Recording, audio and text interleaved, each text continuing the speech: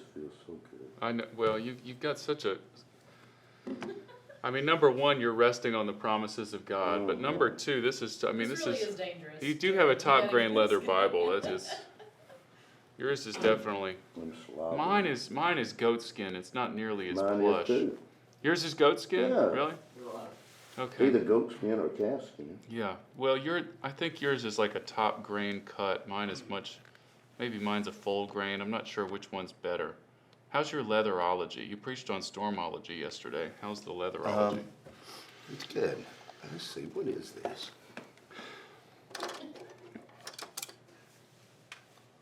This is a riveting start to our pod today. It may be lambskin. Oh, okay. That's got to be what it is. It feels softer than this. Yeah. Well, so it's clearly pillow-esque because you just took a 20-minute nap before we started our podcast here today. You're here.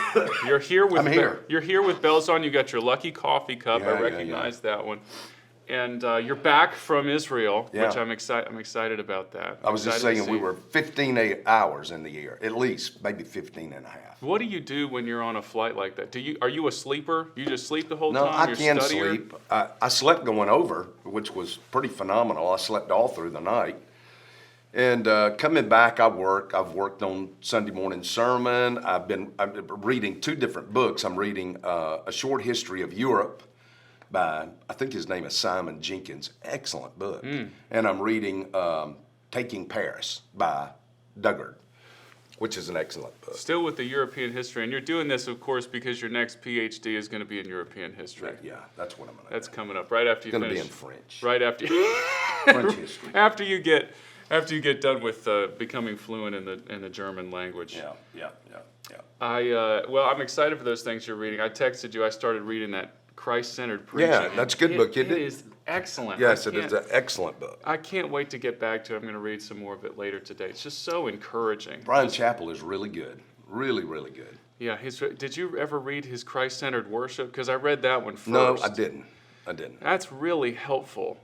Just because I'll look for that. I'll look to pick it up. Well, I'll give it to you. I got a couple of them because I bought them because I think it's so important to give it to because the whole idea of how our worship has changed so radically in the last century, and people don't realize that, and they're like, well, it's just common knowledge. We should do this. That's funny. I was thinking about that very thing today. 50 years ago, I was 15, and church today is nothing like what the church I grew up in. Nothing. Different. It's completely in 50 short years. Yes, it's not very long. It is completely different, and I wonder some of it is good. Some of it is not so good. Right. And I just wonder, you wonder, what does the Lord think about our worship? I think about it every week. I know you do. And that's one of the wonderful things about you. Now I'm being serious. One of the wonderful things about you that I so deeply appreciate is that you do. And that's always on your mind. And I'm so thankful for that. Thankful for you. I'm just glad to be home. We're getting a very honest Pastor Mag here today. He's back from Israel. Well, I wanted to button that up because we need to get to talking about Israel. The interesting thing is you talked about 50 years ago, but if you go back 50 years before that, there's much less radical change. And because things were so steady for so long, after things settled down after the Reformation. So I think that's interesting. But people aren't here to hear me talk about the dusty old worship practices or to sing Everlasting Love. They really want to hear more about, we'll sing Everlasting Love at the end. I know you're waiting for it, Michael Knipp. And John Sistrunk. John was so mad that we didn't give him a shout out last time. Sorry, John. We're going to shout you out a couple times today.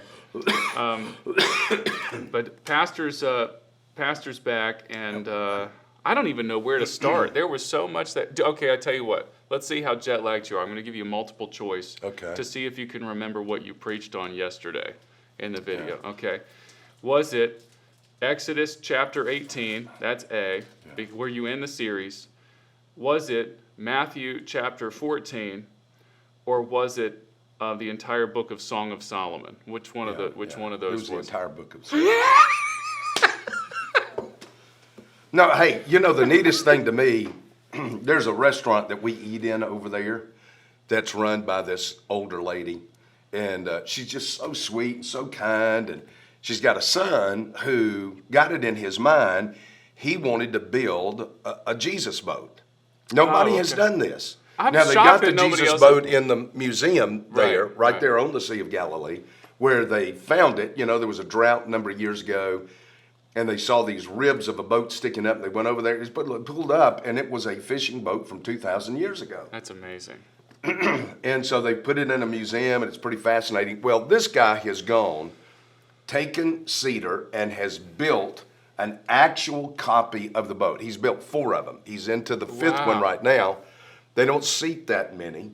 I had like 103 people with me, so we could not have gotten into one of those. Yeah, it was fairly small. We saw the drone shot of it. Yeah, but what he wants to do is to take a fleet of those, put a group in a fleet of them, and all go out, which I think is such a neat idea.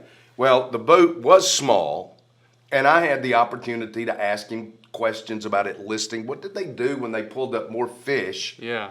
Then he would talk about how they would bring another boat up alongside, and they would grab on, and that kind of thing, because the thing would list. Listen, Jared knows, because it was rocking pretty good out there. The wind was blowing. You can't tell it by the microphone that he used. He did a great job with it. It really did. But the boat was really rocking. The wind was really up. And you can begin to see, it does not take a whole lot for a little boat like that to just tip to the side. Now, were you guys anchored or were you moving? No, we were moving. Okay, that's what it appeared that y'all were moving a little bit against the current. You had the wind coming in. Now, the boat itself, obviously the chassis of the hull of the boat is the same dimensions, but it looked like he put some modern considerations on there. He did, like the top. So there wouldn't have been a top at all. No. But he has a sail. In fact, he had the pole for the sail down in the bottom of the boat that you could put the sail up on it. And he has an electric motor, not a gas motor, but an electric motor on the boat. That makes sense, because it was so quiet. You couldn't hear any engine noise in the thing. And did you see that big boat? Did you get that big boat coming at us? What was that? It's in part of the sermon. Man, that thing kind of scared me there when I was out the peripheral vision. I saw that big boat coming up. I thought, my gosh, he's going to hit us. That was our group. It was our group. See, they were trying. Oh, was it? Okay, they were out. Let's sink the preacher. Let's see if he can walk on water. Let's see what happens to him if we sink him. That was the funny thing, because in the first service, I said, Pastor's giving this message on the Sea of Galilee, and everyone's like this. I said, he's not walking on water. He's in a boat. Yeah. And I can't believe I had to clarify that, but people's eyes got really wide. Like, what kind of special effects are they using out there? What is he doing? What if we just had you do the message like from a life preserver? Here I am on the Sea of Galilee. You can do that in the Dead Sea. We saw some pictures. He even had a clip of that. People just like, you can float right on top. So it's the dense. weirdest thing in the world. I don't get in it, but there's a ton of people that got it. And not only a ton of people that got in it, but a ton of people that mud. They put mud. They've got big vats of the mud out there. Is that supposed to be medicinal or something like that? Yeah.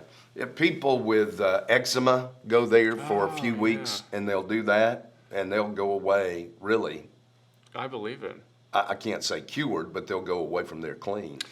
You've been to Israel a bunch of times, and I love being able to ask you. Like, what did you learn new this time around? Because I saw you studying. What's something that surprised you, or you got a new insight this time? Well, we got over to Jerash in Jordan, which is it's probably the largest ruins of a Roman city outside of Rome, Italy itself. Okay. And just to be able to see how the Romans built, that was the culture of the day. I mean, that was the dominating force, was Rome, and they were everywhere. And just to see, look at that was fascinating to see all the things that they had done there. They were brilliant. The Romans were brilliant builders. I never cease to be amazed at what Herod built, because he was an engineering genius, although he was demonic and psychotic and everything else.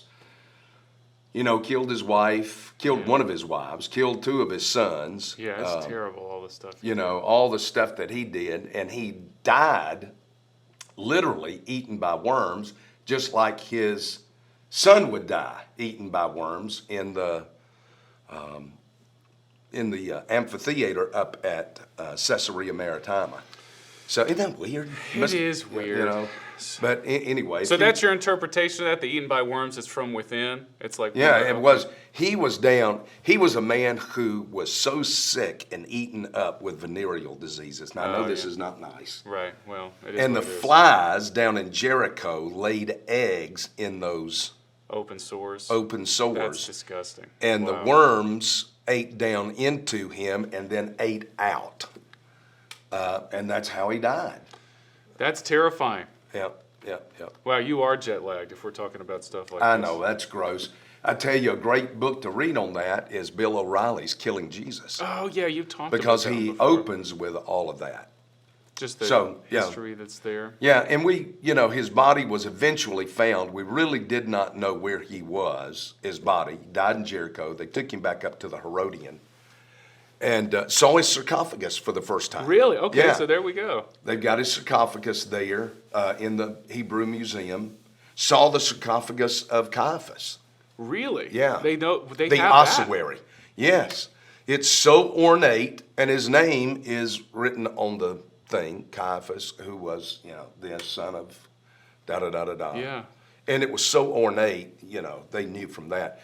But it was an ossuary. Ossuary is small. It's about it's what they would put the bones in. Right, After right. after all your skin was gone. They'd put the bones in an ossuary. Or they would lay you out in a full sarcophagi. I love being able to hear about that. Like it just makes it makes the stuff from the scriptures come off the page. Yeah, that well, much more. so many people say, there was no other information about Pilate outside of Scripture, so we don't know that he was really real. And I'm thinking, well, you don't question other books like that. Right. That's a good Only the Bible. So they turned up a stone in Caesarea Maritima that had Pontius Pilate, governor of Judea. There you go. And then they found a ring His seal. that had his name on it as well. So there you go. Just like Caiaphas. Well, nobody really talks about Caiaphas other than Josephus in the Bible. Well, there's his ossuary. They found it. That's the problem. Well, and you know why they do that. The reason they try to discredit those things about the Bible is because if you start taking those things as true, then there's the implications of, well, what if the resurrection of Christ is real? Because if that's real, then everything that he said was true, and everything that he said is true, that means that you need to repent. Right. You actually need to change your lifestyle. You actually need to submit to him as Lord. So people try to undercut the Bible, but we don't. That's why we've got it bound in pillow-esque lamb skin. Yes. Absolutely. We Yes. treasure the Word of God. We do. Any other notes from Israel? Any funny stories? Oh, gosh. Let me, right now I just can't think. Well, I'm sure that more will come back to you, and we can hit some more of it next week. I guess we won't be here next week because the office is closed. This Sunday's Easter. Yeah. Did you know that this Sunday is Easter? Yeah, I do. I had a young man come in yesterday to play as part of the band, and he was really dressed up. I'm like, wow, you look great today. He said, yeah, I thought today was Easter. Oh, my. And I said, well, we just need to tell you that every week's Easter then, Yeah, I guess, yeah. because you look great. Yeah. Well, no, this Sunday. This coming Sunday's I'm Easter. excited about it. I'm excited about the service on Friday night. And I've got a little something special. I thought I would do it in Israel, but I did not do it. But I'm going to do it this Friday night on the trial of Peter. Yes, you told me The about trial this. of I'm Peter super in the excited. midst of the trial of Jesus. Peter's put on trial. We're going to set that up really well musically. Yeah. I'm excited. I've got some readings. So to push in that I'm direction. excited about that. I found the passage fascinating at how Mark looks at Peter during the trial of Christ. That's especially interesting because Mark likely wrote his whole gospel from the preaching of From Peter. the preaching of Peter, yes. Very interesting. Where are you going on Sunday? Did you already tell me about Yes, this? I'm going to Matthew chapter 28. Oh, 1 so through there's- 8. Okay. Yeah. Right before the Great Commission. This is him on the mount then, or this is him in his appearance to his disciples? I can't remember exactly what that is. Here I am picking up my phone when I got a paper Bible in front of me. The world has tainted me, Pastor Mac. What's This wrong is with now me? after the Sabbath, as it began to draw toward the first day of the week. Mary Magdalene and the other Mary came to look at the grave. Oh, the resurrection, of Yeah. course. So here I am. Here's the first. Now, after the Sabbath, as it began to dawn, you can just stop right there. Something new is breaking. Not just a new day, but a new era in all of history and eternity. So it begins like that. We got to begin the service with that. That's going to be great. We're gonna sing that new the Yes He Lives song to open things up. We'll read some of this. But this has become our service planning meeting right now. We started with a nap, then we're talking about Israel. Now we're talking about the coming service. This is just everybody thinks that people have the nerve to say that we plan these things, that we plan these podcasts. We just fly by the seat of our pants. It's just the seat of our pants here. Yeah. Okay, so Matthew 28. I'm really excited about that. And you're doing the trial of Peter on. Wow, this is going to be a great week. It will be a really good week. Will be, and we've got Wednesday night and all the activities That's right. of Wednesday night, which is a great night. That's the best family event of the week in Birmingham. We look forward is to Valley it. Dale on Wednesday nights. Just come get your meal, Come hang eat. out. Let the kids go to a wine club. Yeah, do all of that. Get yourself in a class somewhere. And we've got some great stuff that they're offering. Did you want to talk about Sunday's message at all? If you remember any of it, you were in there, Matthew chapter 14. Well, Jesus I'm gonna start out at the Western Wall. Now, a lot of people call it the Wailing Wall. The Jews kind of find that offensive. So I call it the Western, especially when I'm over there. I call it the Western Wall. But it does sound like they're wailing. But that's where we're going to start Sunday morning. Well, no, don't tell us about that. Don't ruin the surprise. I meant yesterday. I meant what you preached last week from the Sea of Galilee, Matthew 14. Here's the one thing that I just wanted to go back through because I think it's just such a helpful point. And I think it was the second point where when Jesus comes to them, he comes on the storm. On the storm itself. Comes on the storm itself. And then you said, and I'm going to do my best to never forget this because it's so clear. He saves them in the midst of the storm. Yes. But he does not necessarily save them from the storm. Yeah. That's the so interesting thing is that none of this stuff, he goes through this whole thing with Peter while the storm is still raging. Peter jumps up, Lord, if it's you, let me come to you. And so he steps out, and of course, everything that happens with him, and then he picks Peter up, and they walk back to the boat, and then he climbs in the boat, and it's not until then that everything calms down. Right. I mean, when Christ is there, it doesn't necessarily mean that the storm is over, but it means that he's there with us in the storm. Which that's the important part. Yes. You can make it through the storms of life. I think of these things in me before I apply it to somebody else. Is that in life, when you have something happen, I can make it through it if I know Christ sees me in the storm, comes to me on the storm, is with me in the storm. I can, all right. That's the encouragement. God, you've got this. Yes. And all I'm going to do is just hang on to you right now until the storm abates, until it goes away. Well, and I thought you illustrated that very well. I mean, and we even sang, He will hold me fast after the message was over. It just made perfect sense. Wow, you're illuminating your cup right there. That's pretty good. Isn't that neat? Couple more things. I don't know who's calling me all morning. They're just excited you're back in the U.S. Yeah. One statement, and you can comment on it if you want to. You said that when Peter got out of the boat, he was not walking on water, but rather he was walking on the Word of God. Yes! Walking on that the Word. Will preach. Yes. You should have stepped to the port side of the boat and gone, Amen. Watch it. I'm going to put my foot down here. That over was the good. side. Yeah, when the Lord said, come, that's what he was walking on. Mm-hmm. The command of Christ. But here's my other thought with that, because you've spoken about this before, how the Jewish culture, the Hebrew culture, they had a deep fear of water. They did. Yeah. So how do you reconcile that with these guys being career fishermen and out on the boat? Well, the Sea of Galilee is not actually a sea. Oh, okay. It's a really big lake. It's a lake. Yeah. All right. It's about 14 miles long, about 7-8 miles across at the widest point. And they did not go into the Mediterranean much at all. That was the true fear. Well, and you see Paul got shipwrecked how many times when he was out there? Very urgent call. Do you need to take a call on air? I need to take this. Okay. Hello? Hey, okay, good. The key is at the front desk. Yeah. Okay. Pastor's giving out keys to the inner cloister. If you guys probably didn't even know that this building had a cloister. Trust me when I say it most definitely does not. I just made that up.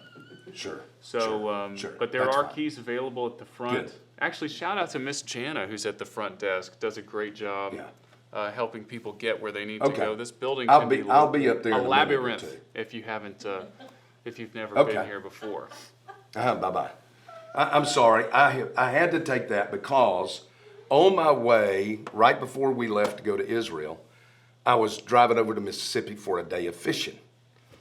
And I'm driving down the highway in Mississippi, and nothing is anywhere around me. Welcome to Mississippi. Nothing is anywhere. And all of a sudden, it is like somebody shot my windshield.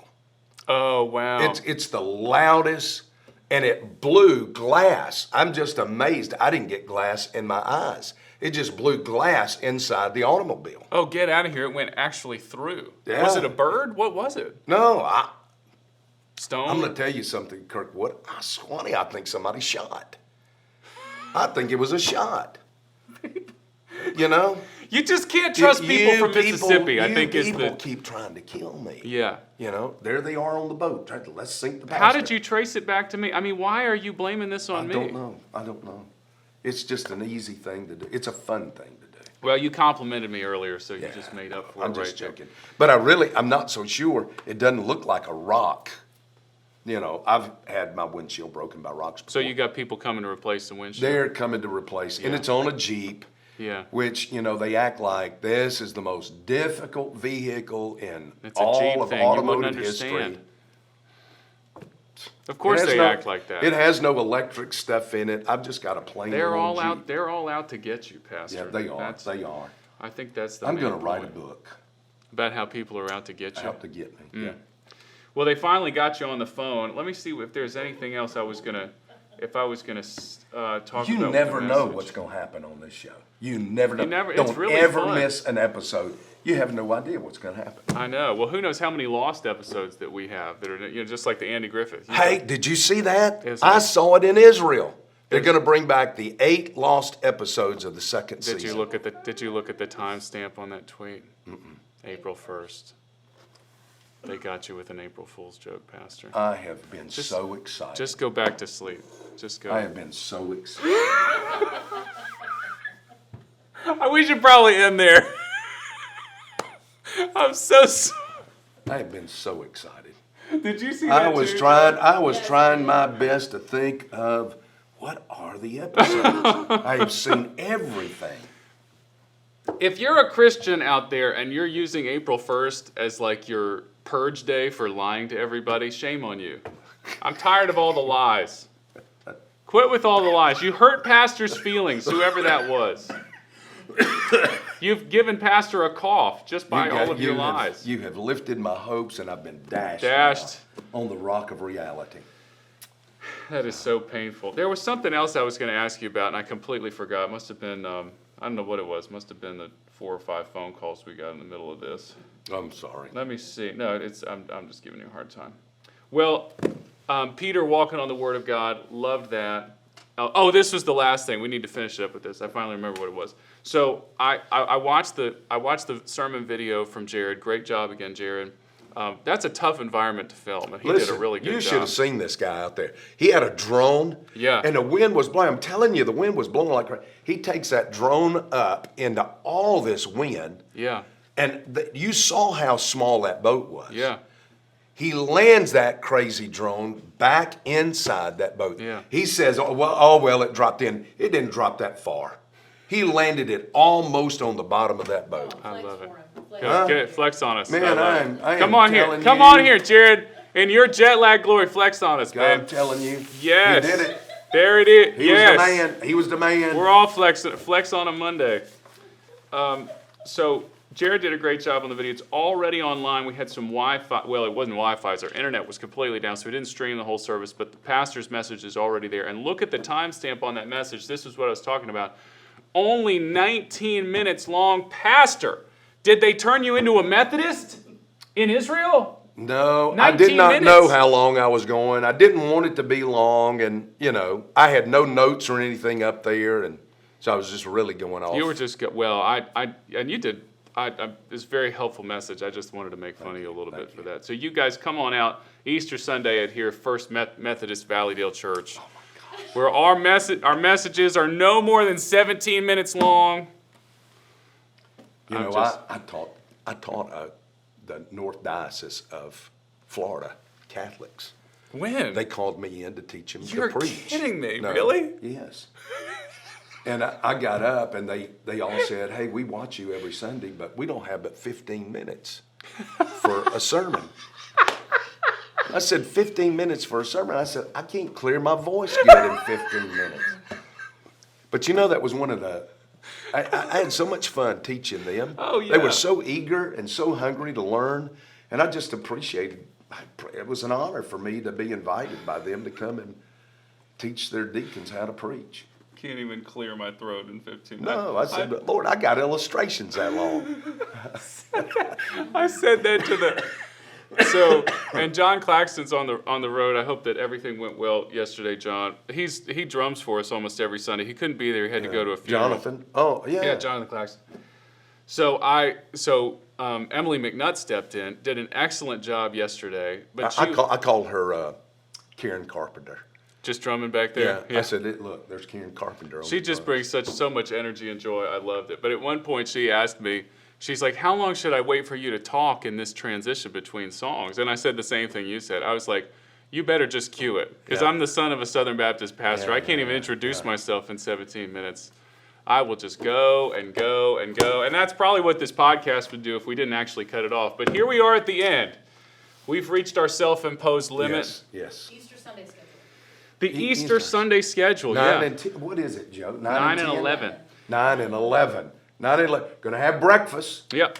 There'll be grits, eggs, ham, bacon, sausage. The last one won't be there. Pancakes. That won't be there either. All of that. So, hey. There will be a light breakfast to eat. Remember, so for you first service people, it starts at 9, not 9:15. It starts at 9, but there's no adult life groups. Yeah. So choose one, 9 or 11, and man, it's going to be a great day. It will be. It will be. I'm excited. The orchestra sounds incredible. I've rehearsed them yesterday. We got this great arrangement. This is Easter week, and I'm so pumped about Easter week. I Yes. love to think of what Jesus did each day through, Oh, yeah.